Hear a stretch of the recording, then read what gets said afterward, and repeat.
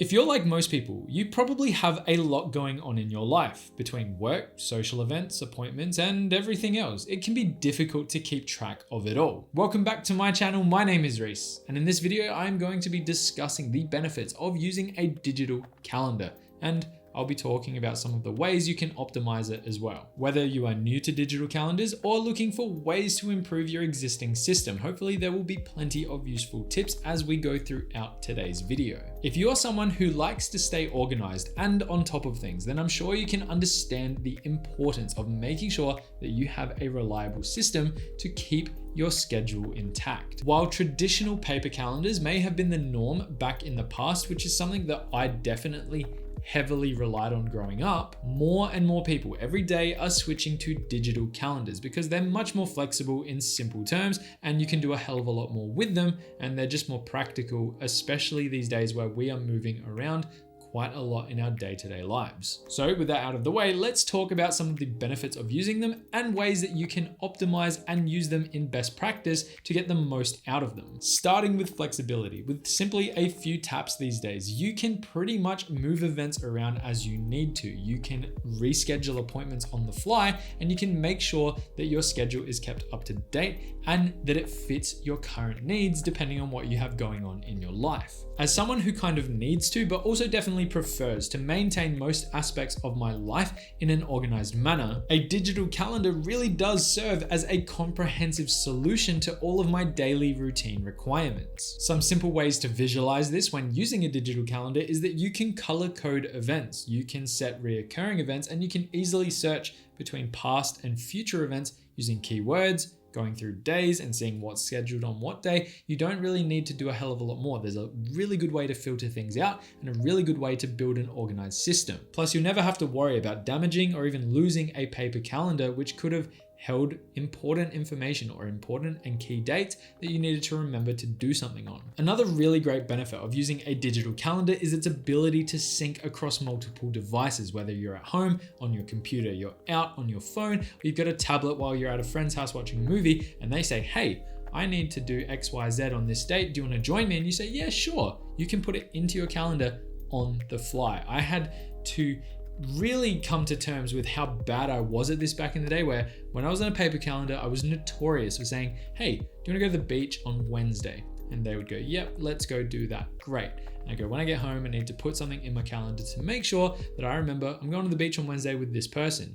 These days, because I would just forget, these days, if I agree with them straight away, whatever device I have on me, it's going straight into the calendar to make sure that I don't forget. It's a great way to stay reliable and be held accountable for your engagements with your friends.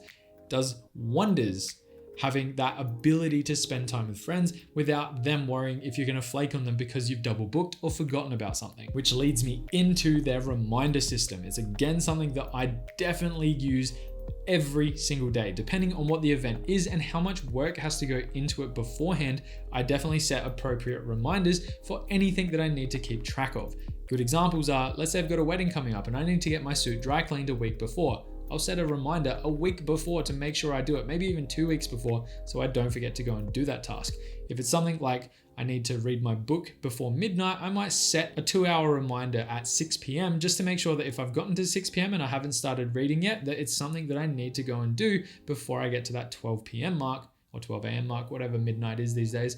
I'm getting confused myself. The point is the reminder system is something that I cannot encourage you to use more. Another really cool thing about digital calendars as well is their ability to share and collaborate with others. This is one of the coolest features, which I definitely use, but not to the extent that I would like to. And I think it's something I'll be moving into that space in the future, where it's very similar to the syncing feature, but basically you can share events with friends, co-workers, and family, depending on how much interaction you have with those people. But it's a really cool way to make sure that everyone knows kind of what you've got planned for the big events in your life and when you're not going to be available if they were thinking to organize something and wanted you to be a part of it. So there's some of the simple benefits that you may or may not have been aware of about using digital calendars. Now let's talk about some of the best practices to use that I follow and have really worked quite well over the past, let's say 6 years of my professional career. The first point I'll make is the importance of setting time aside each week to do some planning and actually map out what your week is going to look like. You can go as far forward as you want to,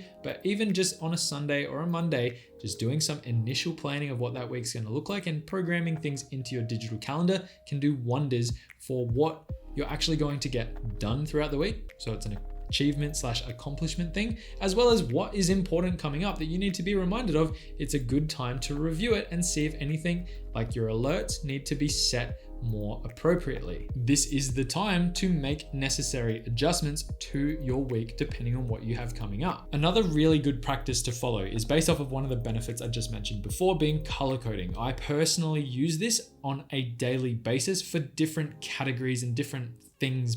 Essentially, I'm going to talk about 2 of them in particular, being work related events and birthdays. Having color coding in those days where I can quickly see, yep, that's work related, that's important, I need to get that right. Or, hey, it's this person's birthday. This is a nice reminder to say happy birthday, or go get a gift for them before their birthday begins so that they feel like they've been remembered. It's a cool little win, and it doesn't take that much effort to program it into my calendar. I now have several hundred people's birthdays, which at 9 a.m. it tells me it's their birthday, and I have that reoccurring forever because, would you believe it, their birthdays generally occur on the same day every single year, which kind of ties into the best practice of setting appropriate reminders to make sure you are aware of when crucial events are going to occur. I do this pretty much for everything, where generally if it's something that I need to remember on a specific day, I will set the reminder 2 hours before the time is due to occur, where if I have to leave for something or I have to be at someone's house, 2 hours generally is a big enough window for me to get up from whatever I'm doing and go and do whatever I've committed to doing. If it's a bigger event, like I'm going to be in a wedding in a couple of months' time, I will make sure that it's at least 2 weeks prior so I can get everything in order, whether it be my suit getting ready, any preparation work I have to do to help out the bride and groom. There's a list of things that I could go through. The point is that I will be reminded in a timely manner, and I'll know that it's coming so I can make sure that I am reliable and accountable for them on their special day. Now, as I've outlined throughout today's video, there are so many advantages to using a digital calendar. Given that I personally have an iPhone that forms a pretty integral part of my day, it's basically an extension of my arm at this point. Most people's phones are. It only makes sense that I use Apple calendars. I've found that the app is pretty damn good at what it is supposed to do, but that does not mean that you have to use it yourself. There are lots of good apps out there. I also, in some capacity, use Notion as well. I've made a video talking about how I use it and left a link down in the description below if you wanted to check that video out after this one.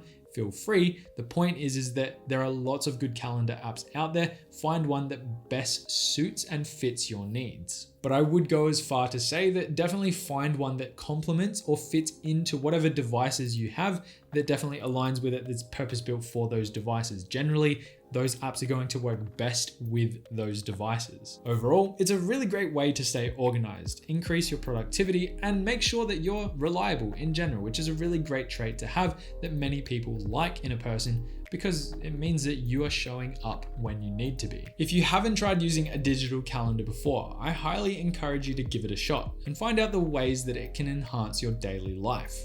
And with that being said, I don't really have a lot else to talk about in today's video. So if you did enjoy it, please consider hitting that like and subscribe. Let me know down in the comment section below if you actually do use one and there were any tips or tricks that I didn't mention in today's video that you think should have made the cut. And I will leave you there. Have a good day, have a good week. And as always, I will see you in the next one. Bye for now.